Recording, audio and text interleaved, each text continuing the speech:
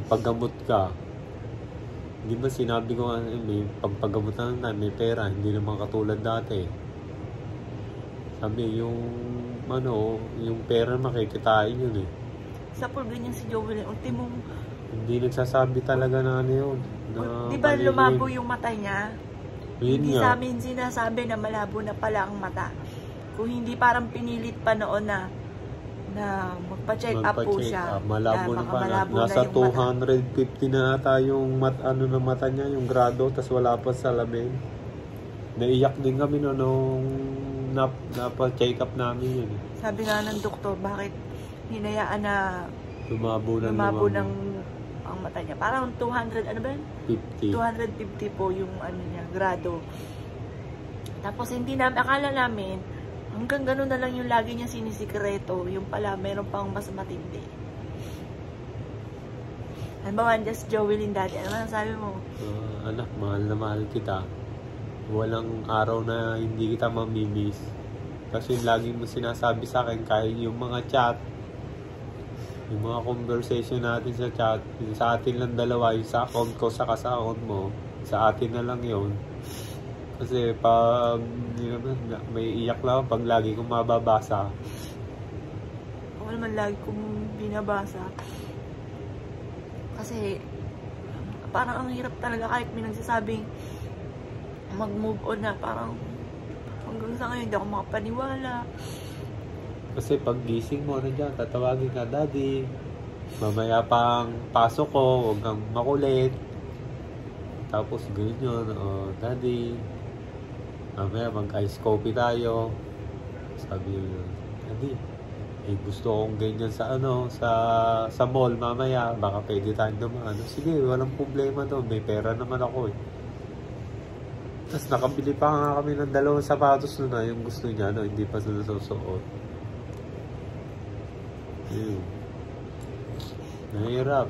Kaya minsan yung may mga picture din inaano ko na lang, nilalagpas ako. Ayoko makita kasi tingin yung itsura ko ngayon, sobra payat ko. Gala ko nga, ano lang to nung nangyari simula nung 25, bumagsak po ang katawan ko. Ayan, nakita yung itsura ko ngayon. Hindi ako nagpapakita sa video, hindi ba lagi may video ka nga hindi ko sumasama sa na kasi hindi ko kaya. Ito po yung nga po mister ko, hindi daw po niya, kaya pinatanggal po yung picture doon sa may hindi daw po niya kayang makita si Jolene, lalo naiiyak daw po siya. Tapos nung nagpa-check up po to, ako po nag-aayos na dito sa doktor, nagpa-blood chem. Tapos marunong naman po magbasa na ng mga resulta doon, kung ano yung mga resulta ng FBS, lahat po na nakalagay doon. Alam ko na po marunong na po ako magbasa. Gawa ng, ako po yung una nagkaroon ng nasa pa lang ako noon. Ano ba tawag doon? Boundary ng may diabetes. Yun. Kaya alam ko pong basahin yung mga nakalagay doon pag may mga result na. Nasanay na po siya. Tapos nung kinuha ko po kahapon yung resulta ng miss ko, si Apple, nung nakita ko po yung FBS niya, ang taas po, nasa 210.7. Naiyak po ako nung nandoon ako sa loob ng sasakyan, nagsosolo ako. Kulang na lang, hindi ako makapag-drive kasi sabi ko dati, tinatawanan ako ng 2. Sabi ko, dapat sinalamin nyo, araw-araw ko sinasabi sa kanila na bakit hindi nyo ako sinunod nung mga nakaraan, katulad nung April 3, tinamaan yung bunso ko. Alam naman nila may hirap pa, may sakit. Sabi ko, tama nang ako na lang yung nang-maintenance, saka si Justine. Tapos ang tigas ng ulo nilang 2. Wala akong magawa. Ayun mo. Tuwing lagi kami nagtatalo. Sabi ko yung kinakain, lagi naka-order. Tapos sabi ko meron naman tayo pambili ng pagkain sa palengke. Magluto na lang ng mga gulay, yung mga isda. Pag lagi isda ang ulam, sabi yan ang ulam, isda na naman. Sabi ko, may hirap magkasakit. Sabi ko, mas masarap, sabi ko, bakit dati nung walang pera, wala naman tayo sakit. Sabi ko, kung wala tayo nagkaroon ng pera. Daddy, kaya nangyari yon, nagkaroon ng pera dahil darating to. Tingin mo, ano pambibili natin ng gamot ko wala kang pera? Hindi, kasi pakiramdam nyo, lahat gusto nyo kainin eh. Hindi nyo na iniisip yung kalusugan nyo. Tama naman yung sinasabi ko dati. Sabi ko, kung sinunod nyo na akong dalawa, lalo si ate, si Joey Lynn. Kasi po, sa Kung may balik ko lang yung nakaraan, talagang kakalad ka rin ko siya papunta ospital. Sa pool po kasi hindi kami sakitin. Kaya naisip po namin, strong po kami kaysa dito sa dalawa. Pero hindi ko inasaan. Ang inasaan ko lang, mahihilo rin po siya kagaya nito sa anak ko. Mahihilo po siya. Tapos, saka namin siya dadalhin. Yung bang meron kaming na kagaya ng nangyari sa anak kong bunso. Kaso, iba po yung sa kanya naman. Sipon at saka, yun nga po, parang masama po pakiramdam niya dahil meron daw pong sipon nga na hindi makalabas. Yun. Akala namin ordinaryong sipon lang. Parang isang lang po, talaga kami makapaniwala hanggang sa ngayon. Halimbawa nga, Daddy, nandiyan si Joey, ano masabi mo? Walang magbabago, mahal na mahal ko pa rin siya. Tapos, araw-araw, gabi-gabi, namimiss ko. Feeling ko minsan nagigising ko na 11, 12, 1, sunod-sunod niya, hating gabi. Kasi pag natutulog na silang tatlo sa gabi, sa hating gabi, nagising ako, sinisilip ko silang tatlo doon sa kwarto. Magkakatabi po kasi kami. Sila magkakatabi na tatlo doon sa kwarto, tapos ako dito. Ito yung inuupa namin. Kasi ayoko ng malamig, sira ako sa malamig nasaktan, sinisipon ako. Tapos pag nagigising ako ng ating gabi, iihi ako, sisilipin yung tatlo. Sabi ko, sarap ng tulog nung mag-iina ko yung tatlo. Sana araw-araw ganyan makikita ko silang gano'n. Tapos ngayon, pag nagigising ako, tatlo na lang kami. Wala na yung panganay ko. Hindi ko namin alam kung hanggang kailan to, pero ang hirap tanggapin. Ang sakit sa kalooban. Ito, dinadaan lang po namin sa yung pag-upload ng para may makalimutan lang kami. Nililibang namin baka iniisip nyo, kaya kami gumagawa ng video ganito, akala nyo sa pera. Wala po kaming ibang ring. Wala kami ibang pinagsasabihan kami ng tatlo. Bubuka pa lang po bibig namin, naiiyak na po kami. Kaya minsan pag may may message sa akin, lagi ang reply ko lang, umiiyak. Yung ganun lang po, wala akong masabi. Yung iba naman po, hindi ko na ma-replyan, pasensya na po kayo. Pero mula po sa puso namin, bawal naman po magpasalamat. Nababasa po namin lahat ng mga comment nyo, lahat po ng mga nakapanood ng video na ina-upload po namin tungkol din sa anak namin. Alam niyo po ba kaya ako naisip to, isama ko, mister ko, at saka yung aking anak. Kasi hindi ko sila nakita nung laging umiiyak, kasi lagi ako umiiyak. Mahirap naman po yung hindi sila umiiyak. Alam ko, iiyak to kapag nagsalita. Kaya mas okay yung nare-release mo kung ano yung nasa kalooban. Kanina nga, di ba, doon sila makakita sa doktor. Doon sa doktor ko, para ayun na po magiging family doctor namin. Kinukwento ko po yun sa doktor ko, yung panganay ko. Sabi proud po yan, kada akin, mag-check up. Ito po yung kong panganay, ang ganda-ganda po niyan. Tapos, di yun nga, kwento ko, ganyan. Sabi, Daddy, ba't na isama mo si Mrs. ngayon? Dok, papacheck ko, tumaas po yung FBS niyo po. Ngayon, bakit? Sabi, ba't naman tumaas? Ano bang nangyayari? Bakit ba nagaganyan? Sabi ko, Dok, stress po yung business nyo. Bakit naman, saan may stress? Di ba may negosyo kayo? Sabi yung di Dok kanina. Sabi Sabi ko, namatay ang buko ng anak, yung lagi ko pong kinukwento sa inyo, si Joey Lee. Yung pinakita ko sa inyo yung picture, ang bilin nyo pa nga sa akin eh. Ingatan ko yung sarili ko, saka yung sa misis ko. Gawa ng maliliit pa yung anak ko. Sabi ko, Dok, baliktad po ang nangyari. Dapat pala, ang hiningatan po namin yung anak ko. Daddy, inangatan naman natin, prinsesa ngayon eh. Sabi ni Dok, wala yung kasalanan kasi nakita ko yung anak mo malusog. Hindi natin masasabi yung hindi pala malalaman ng kung hindi magpapa-blood chem o biglaan na ganun pala yung may ketoacidosis. Alam nila. May himatay na lang po yung pasyente. Doon na lang po matutuklasan pagdating po sa emergency room. Saka 50-50 na daw po talaga 50-50 po, bihira po ang nakakaligtas po. At ang mga tinatamaan, Mga 19 years old pa baba po. Mga edad po na ganito ang madalas po tinatamaan. yan po pala yung pag nagkaroon yung mga bata, yan ang mas matindi kaysa sa mga matatanda. Sa mga matatanda, kaya pa daw dalhin po yung diabetes. Pero pagdating sa mga bata, yun daw talaga delikado. So, sa mga magulang po dyan, yung may mga anak pa po mga maliliit.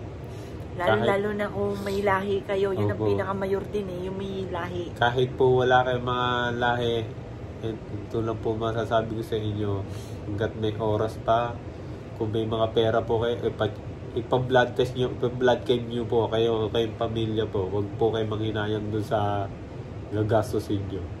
Lalo na yung may lahi, Daddy. Lalo po yung may mga lahi po na may diabetes, lalo't may mga anak po kayo, huwag na po kayo manghinayang, saka huwag po kayo matakot kung ano po yung makikita nyo resulta doon. Siguro kahit walang nararamdaman, Opo. pa-check up na kaagad.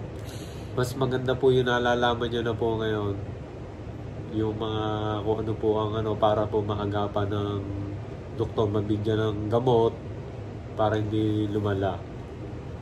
Ayun po. Teka, time out muna, Daddy. Buso, kung nandito si ate, ano masasabi mo? Na-miss. Tapos, ganyan lang po yan. Mahihain po kasi yan eh. Sabi mo, ano ba, ate, miss na kita. Ano ba, nandito si ate, ano masasabi mo sa kanya? Na-miss. Na-miss niya, naiyak kami sa iyo pag kami nandala.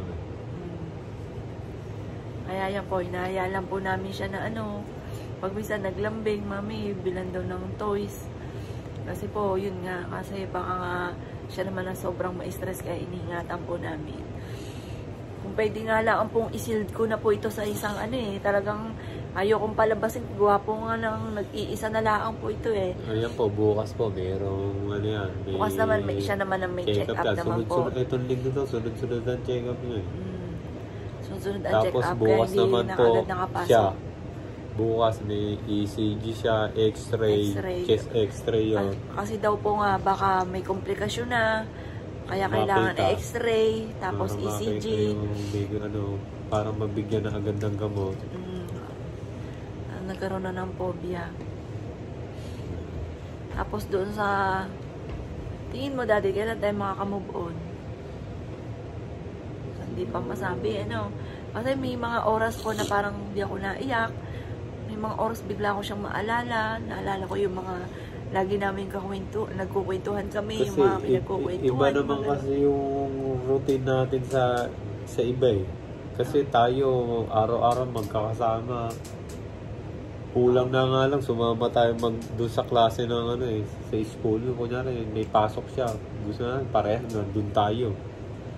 Iyahatid ang pinakahiwalay lang naman natin sa kanila eh, pag nasa school. Papasok sa school, yun lang talaga.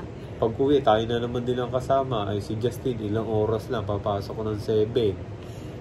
Mawawala lang ng 8. 6 hours lang. Tapos si Joey Lane, pag hinatid ko ng 8, mawawala lang ng 6 to 7 hours lang.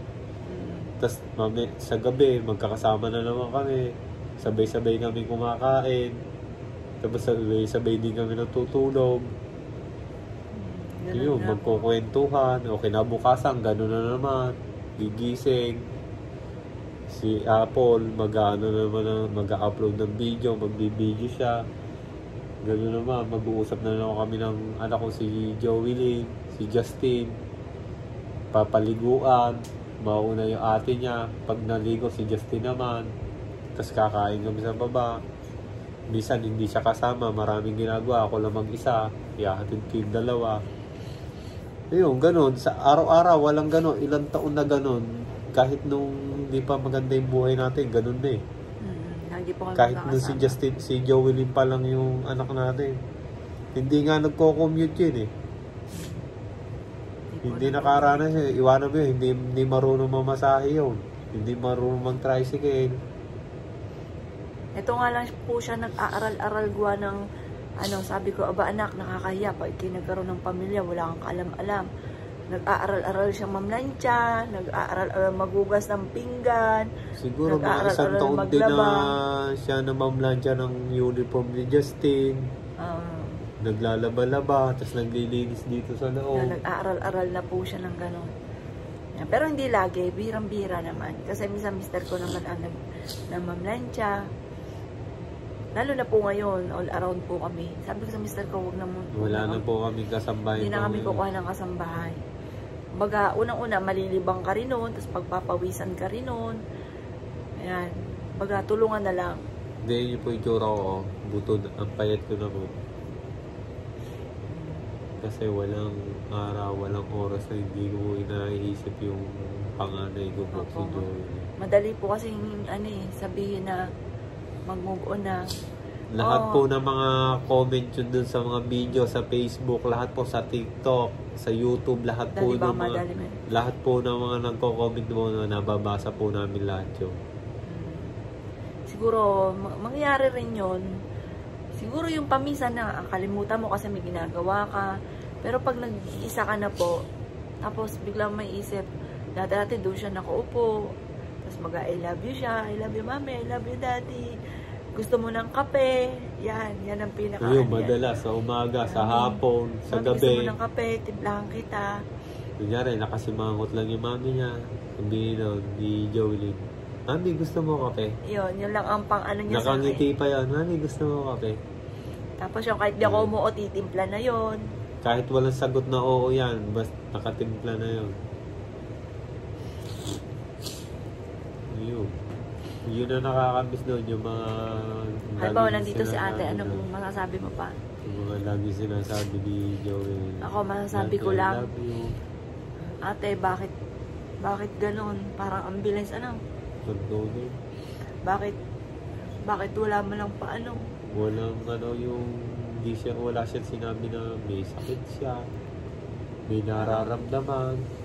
Yun ang mahirap Kung halimbawa, alam namin may sakit, tapos yung matagal na siyang naggagamot, parang maisip pa namin, kasi may sakit siya kaya siya namatay. Yung ngayon, yun ang pinakamasaklap yung walang kaalam-alam. Kompleto pa sa kompleto pa po sa bakuna yon. Noong last year, may mga bronco flu, lahat. Ang nasa isip lang po talaga namin, baka nagka-asthma siya, papa-check up, gawa ng sipon. Walang asthma, walang hika. Nakita mo ang balat niyang anak mo wala nga peklat Walang mga rashes yung tipong mapapagkamala mo may sakit na wala.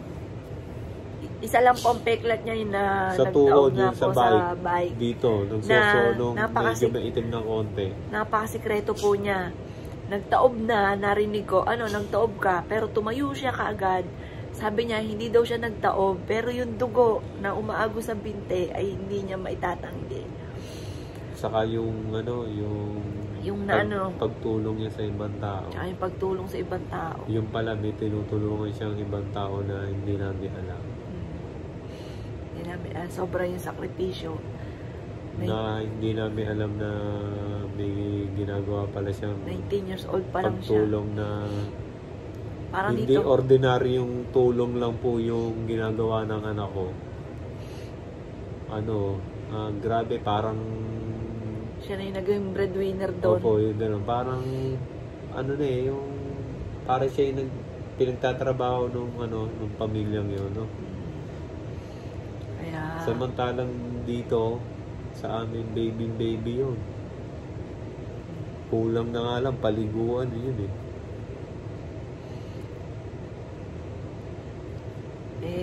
hindi nga marunong mag-commute yun. Tapos malalaman mo, iniwan sa mall. Nagtumawag lang yung aking anak ng kaklase para sunduin siya. Yung mga ganon. Tapos nung nakita daw na tinadyakan, pag daw hindi sasaktan, pag hindi sumakay sa motor, yung mga ganon. Napakasakit. Wala kaming kaalam-alam na naglalakad pala mag-isa doon sa lugar na yon, samantalang hatid sundo. Kami hatid sundo namin. Tsaka kung saan talaga siya, doon sa pinto, doon talaga namin siya ititigil. Minsan hindi pa kami naalis hanggat hindi nakakit doon sa school yun. Hindi kami naalis ng gate. Samantalang nung nalaman namin yung buong napapaglakad mag-isa doon sa papuntang napakalayo, tatawid doon sa mga stoplight. Yun, doon kami nasaktan ng gusto, doon sa may gumawa sa anak namin, yung mga ganung bagay na hindi namin alam.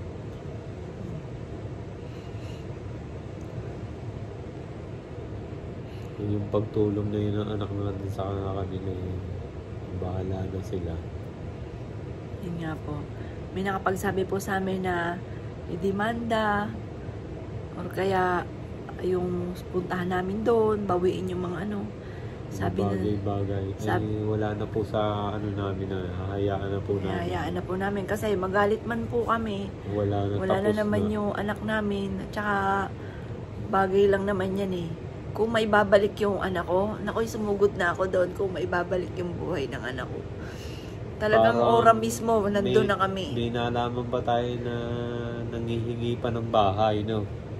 Hindi, parang may plano sila na ganun. Magpapakuha ng bahay. Akala mo 19 years old, pupursige mo, pa-wifi ka na, pa-kuryente pa. No? Oo. Nako. Dati huwag mo na kasi sabi ko nga po sa kanila, kung halimbawa maibabalik ang buhay ng anak ko, ay talagang ora mismo yung nandun na kami at kami magwawala talaga. Kaya lang, wala na, magalit man po kami. Hayain na yun, mga material na bagay lang naman yun. Mga nilihim ng anak ko sa edad niyang gano'n, mayroon pala siyang ginagawang hindi namin alam. Oo, yung sakripisyo, yung matalang dito, prinsesang prinsesa.